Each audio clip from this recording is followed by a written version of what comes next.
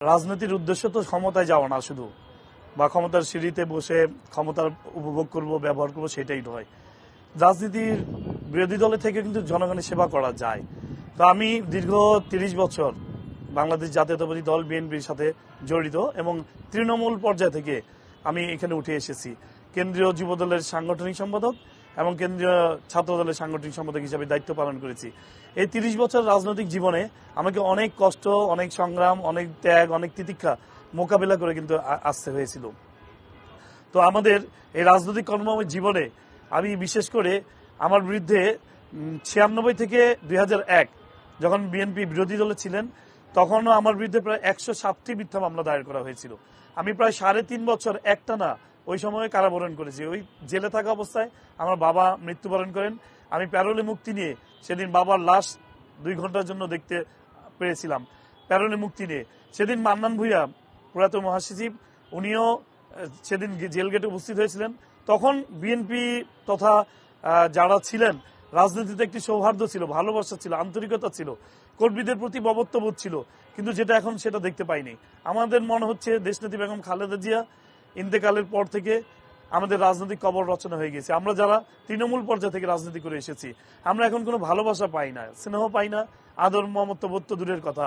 আমরা এখন সিনিয়র নেতাদের সংস্পর্শে আসতে পারি না, সিনিয়র নেতারা ফোন রিসিভ করেন না, যার কারণে আমার উপর আপনারা জানেন যে এই ফ্যাসিবাদ সরকার বিগত শাসনামলে তারা সেই সময় আমার বিরুদ্ধে ৩৬৬টি মিথ্যা মামলা দায়ের করেছিল।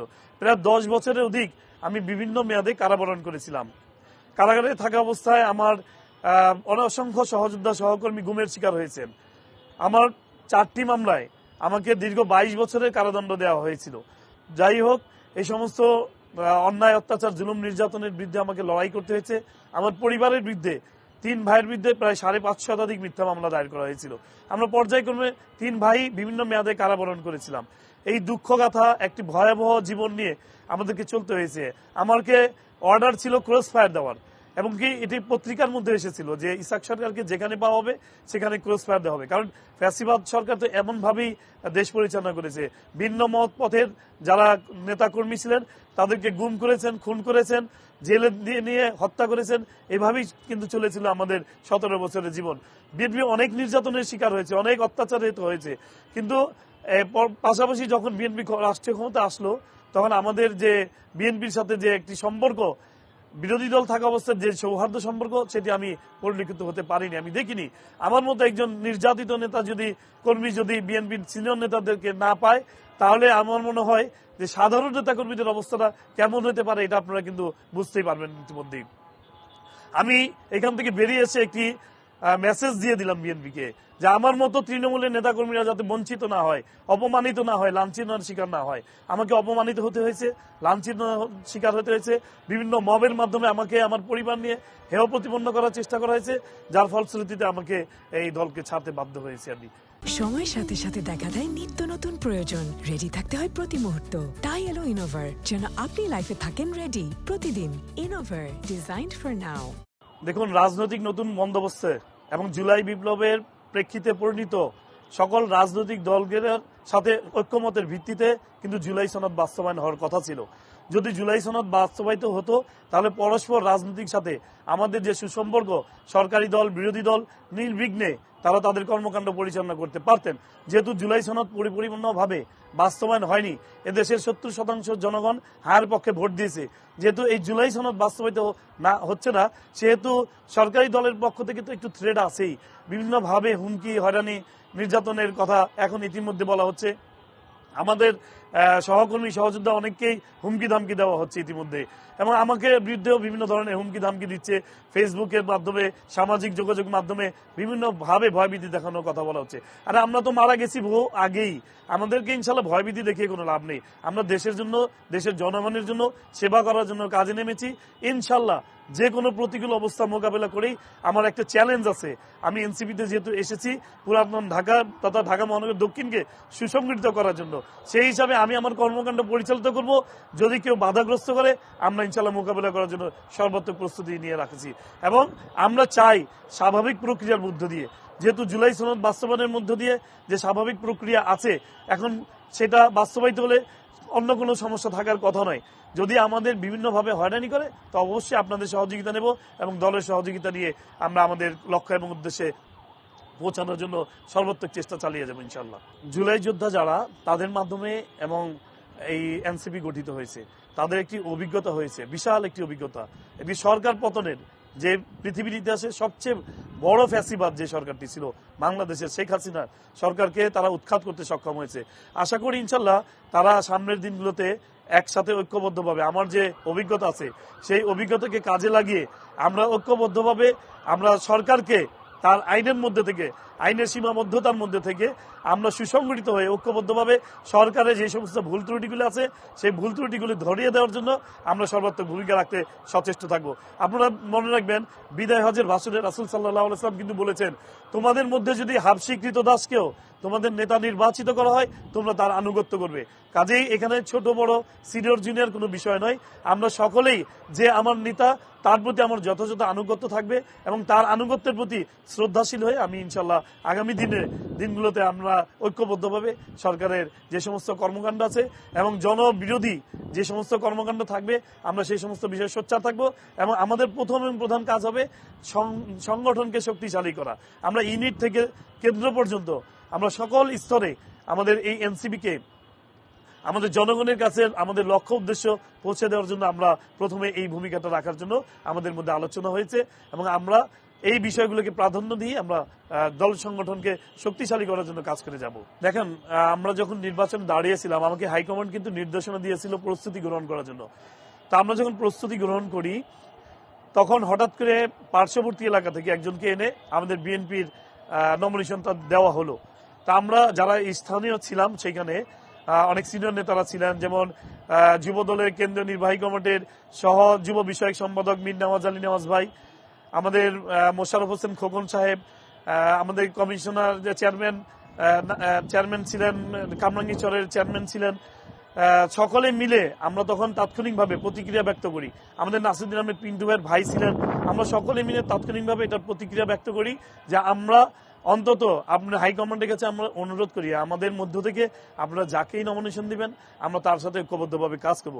কিন্তু বিএনপি এতে কোনো কর্ণপাত করেনি, বরঞ্চ একজন করে প্রত্যেকটা নেতা যারা দাঁড়িয়েছিলেন বিদ্রোহী হিসাবে, প্রায় 6 জন কিন্তু ঢাকা 7 থেকে বিদ্রোহী হিসাবে দাঁড়িয়েছিল। 6 জনের 5 জনকেই বিএনপি একজন একজন করে ডেকে সমস্যার সমাধান করেছিলেন।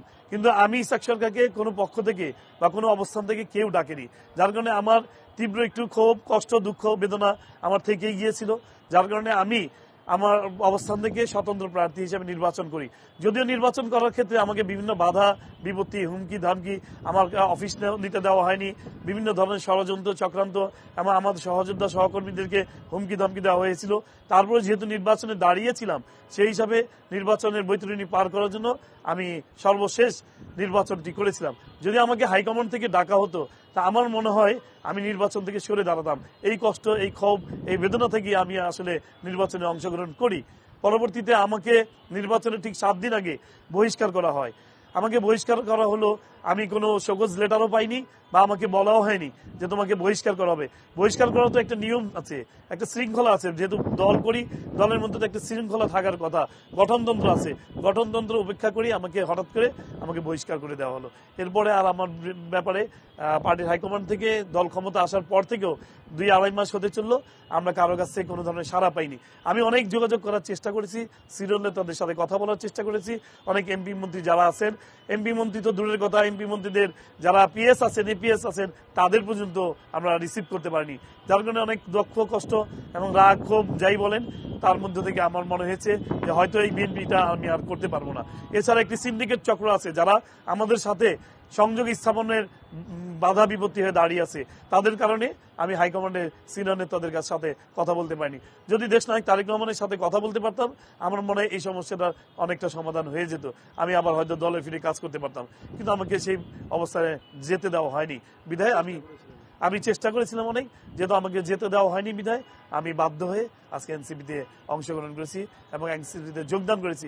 এবং আমার কাছে মনে হয়েছে এই এনসিপি ইনশাল্লাহ আগামী দিনে দেশ ও জাতির কল্যাণের জন্য এবং গণতান্ত্রিক ধারা অব্যাহত রাখার জন্য সর্বোচ্চ চেষ্টা করে যাবে। যেহেতু তারা ফ্যাসিবাদের পতন ঘটিয়েছিল এবং আমি নিজেও একজন জুলাই বিপ্লবী, আমি ছাত্রদের সাথে আন্দোলনে সরাসরি রাজপথে থেকে তাদের প্রত্যক্ষ তত্ত্বাবধানে আমি কাজ করেছি, সেহেতু আমার দৃঢ় বিশ্বাস এনসিপি আগামী দিনে দেশ ও জাতির কল্যাণে সর্বোচ্চ ভূমিকা রাখতে সক্ষম হবে বলে আমি বিশ্বাস করি।